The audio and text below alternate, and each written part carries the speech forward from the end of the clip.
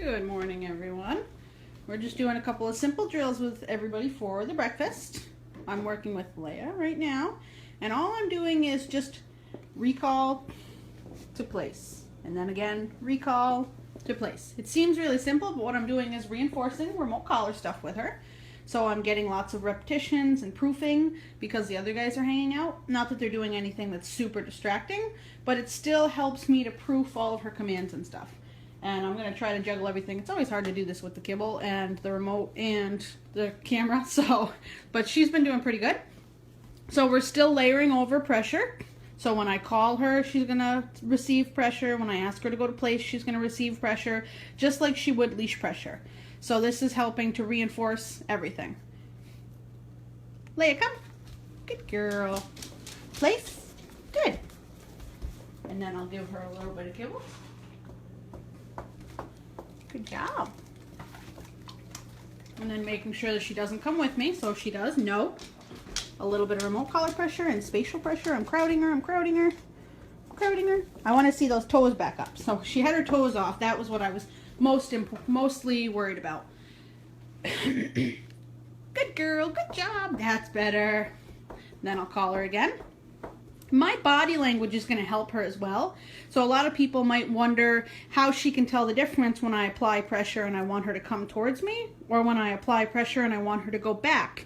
The difference in the beginning is going to be my body language, and then obviously our command words. She's starting to understand what no means. That's the wrong thing. She's not going to get a reward for that, obviously. And I'm going to crowd her and make her have to go back onto the bed. So she's starting to understand that the pressure means reinforcement of whatever command is being given. It's not just always come back to me like we started with when we did the tossing food and having her always come back to us when she felt the pressure.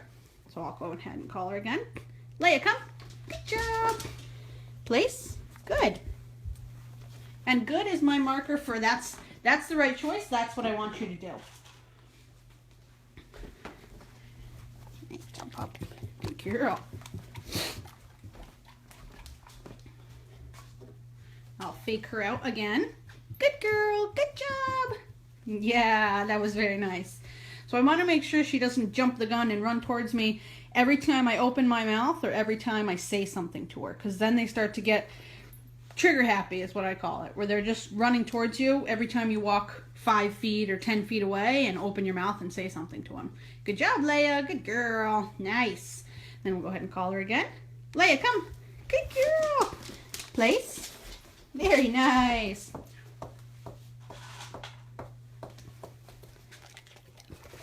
And this is a really simple exercise, but this is going to go a long way. This is where we're going to get hundreds of repetitions of her going to place, coming when called, going to place, coming when called, which are really essential for anybody's household pet. You want them to be able to go to their bed or go to their spot and hang out there while you're doing stuff, and then you want to be able to call them from distractions or whatever else is going on around the house. So this sets me up a little bit more structured, where I know she's basically waiting on that mat for me to call her, and then she's going to come straight back towards me. And then eventually what we'll start to do is have her loose, and I'll call her away from distractions when she's not facing me. Good girl, good job. So that was a little fake out, right? I put my body right in the same position I would if I was going to call her, and I just used some distracting voice words. So then I'll call her. Leia, come. Yeah, good girl. Place. So somebody else broke? Nope. Place. Good boy. Leia, come. Place. Good. Nope. Place. Good. Leia, come. Place. Good. Nope. Nope. Good. Leia, come. Good girl. Place. So that was just working these guys through it. Another thing I could do with him, because he's got a little bit, nope. And I'm just crowding him with my body. His remote is somewhere else, so I don't have it. But another thing that I could do with him is also what we call back tying. So sometimes what I'll do is I'll attach their leash to something, such as the doorknob, or maybe if you have a heavy piece of furniture. So he wouldn't be able to go very far, even if he did break command. But I know he's not gonna, nope. I know he's not gonna get into too much trouble.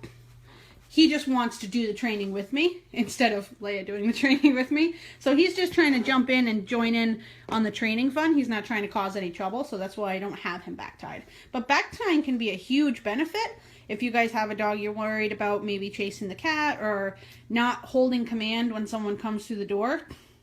You guys are so lazy. Look at his leg hanging off the couch. I don't know how that's comfortable. Anyway, that's just some progress update. That's what we're going to be working on with these guys this morning, is just having everybody hang out in place for a little bit because it is snowing outside. And then recall to place and recall to place. So that's a little too much creeping. Nope. Good girl. And then cute little Miss Luna's hanging out. She's going to get a turn. And then he's going to get a turn. But we're just doing lots of layering. Every piece of kibble, every 1 or 2 pieces of kibble can get you lots of reinforcement on those behaviors. Good job, Leia.